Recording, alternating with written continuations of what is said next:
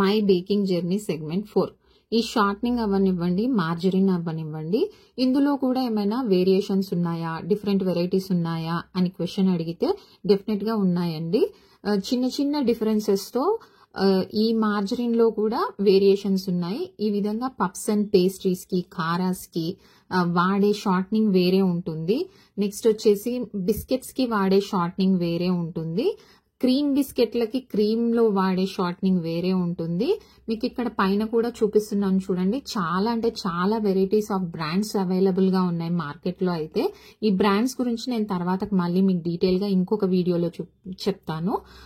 తర్వాత చెప్పాను కదా, బిస్కెట్స్ కి వాడే షార్ట్నింగ్ వేరు, పప్స్ అండ్ పేస్ట్రీస్ కి వాడే షార్ట్నింగ్ వేరు, తర్వాత మనం కేక్ కి వాడే, ఐసింగ్ కి వాడే, ఫ్రాస్టింగ్ కి వాడే షార్ట్నింగ్ వేరు. ఇలా డిఫరెంట్ వెరైటీస్ అయితే ఉన్నాయి. ఒకసారి అయితే ఇది గమనించండి, నాలెడ్జ్ అయితే పెంచుకోండి.